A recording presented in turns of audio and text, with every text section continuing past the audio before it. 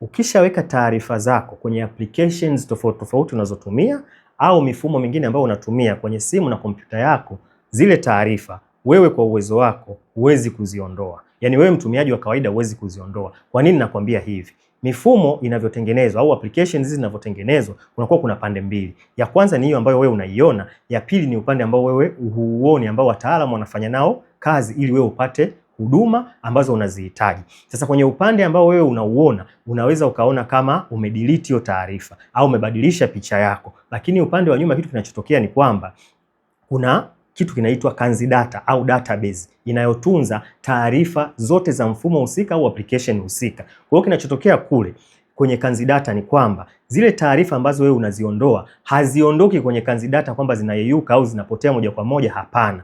Ila zinahama kutoka kwenye sehemu moja kwenda kwenye sehemu nyingine. Sasa hiyo sehemu nyingine wewe hautaiona wala watumiaji wengine hawataiona, lakini siku ikihitajika wataalamu wana uwezo wa kuipata na ikatumika kwa namna ambavyo inatakiwa kutumika. Sasa hichi kitu si muujiza wala si kitu ambacho ni illegal, hapana, ni kitu halali kabisa. Mifumo inatengenezwa hivyo kwa sababu pia unajua kuna muda ambao mtu anafuta taarifa kwa bahati mbaya. Kwa hiyo mifumo inafanya vile ili kumwezesha mtu kuja kupata taarifa zake. Ila pia mifumo kwa ajili ya usalama inakuwa ina track kila kitu ambacho kinaendelea kwenye mfumo husika au application husika. Sasa kama kuna kitu ambacho wewe hukihitaji kiendelee kuwepo duniani au usingependa kabisa kiwepo, hata kimasiara usikiweke kwenye application yoyote wala usikiweke kwenye mfumo wowote, kwa sababu iko kitu hakitaondoka.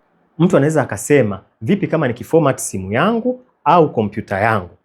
Sasa kinachotokea, wewe unaona umeformat simu au umeformat hard disk ya kompyuta yako, lakini hiyo ni biashara ambayo watu walishaiwaza miaka mingi nyuma, huenda hata ulikuwa hujazaliwa. Sasa kinachotokea ni kwamba ile hard disk au ile simu yako, ipo mifumo, zipo applications pia za kulipia. Hiyo ni huduma kabisa watu wanauza. Unaweza ukaenda kuretrieve au kwenda kutafuta kila kitu ambacho kilikuwepo kwenye hiyo hard disk kabla ya kufomatiwa na kila kitu ambacho kilikuwepo kwenye hiyo simu uliyoiformat kabla haijafomatiwa. Kwa hiyo msisitizo ni ule ule. Kama kuna taarifa hautaki iwepo duniani, isambae, ionekane na watu bila idhini yako au kwa namna nyingine yoyote, usifanye masiara kuiweka kwenye kifaa hiki cha kielektroniki, kwa sababu kwa uwezo wako unaweza ukaona kama umeiweka na kutoa, lakini kwenye uhalisia ile taarifa au kama ni video, ni picha, bado ipo na watu wakihitaji wanaweza wakaipata na wakaitumia kwa kadri ambavyo wao wanaona ni sawa.